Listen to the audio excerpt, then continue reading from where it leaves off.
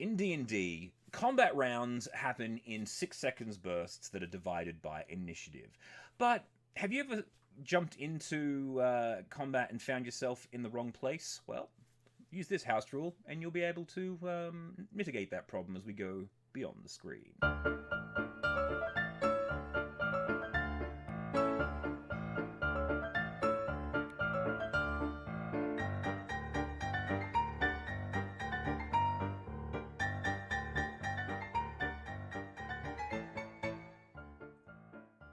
Greetings all, and welcome back to Beyond the Screen. I am your humble DM, Tim, and today a little bit of an adjustment to the initiative table, as it were, or the initiative chart, because in D&D there come situations where, when you're working as a team, you want to be able to combo your attacks in very specific ways. Like you want someone to grab someone and hold them down while the other person punches them. That's good teamwork. And as a party, you should be able to work as a team rather than a bunch of individuals just flailing about like crazy, beating the crap out of a random group of people. So this house rule helps to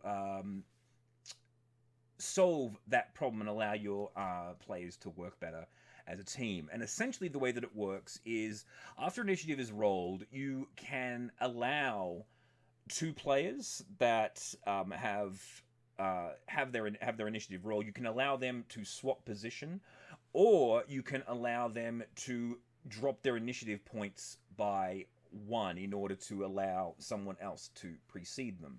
And this allows for a much more interesting flow of combat, because if someone gets a really low initiative roll and they're like the one that is responsible for doing all the holds and things like that, and I know you can say that this is, that's just the way that the dice roll, but it can be a real pain when you have a specific way that you like to fight and your initiative is the thing that stops it from happening. The other reason that I think this rule works really well is that in combat, every round is 6 seconds, but it all even though it happens one after the other, everything happens simultaneously. The initiative rolls are just a way of dividing the group into their action order, so that everyone is like, I want to do this, I want to do this, I want to do this. So it actually presets the order in which people are able to do things. But when you're thinking about it realistically, you should be able to say, all right, go. And if the opponent has a higher initiative, then they go. You lose that your speed, because you're waiting for your friend in order to take their action.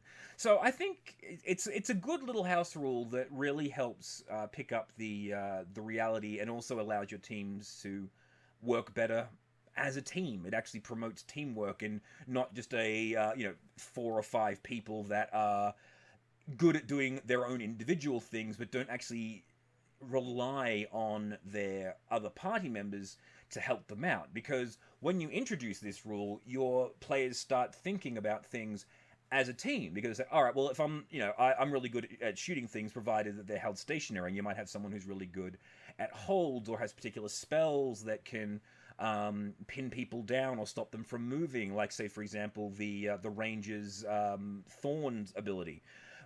So they can allow them to go first. They can chuck down the thorns, thus preventing people from getting close to them without taking damage. And like I'm saying, it's just a really good rule that increases the dynamics of combat and promotes teamwork. So, yeah, I hope this has been a helpful house rule, and you may consider utilizing it in your campaign. So, thank you all very much for watching.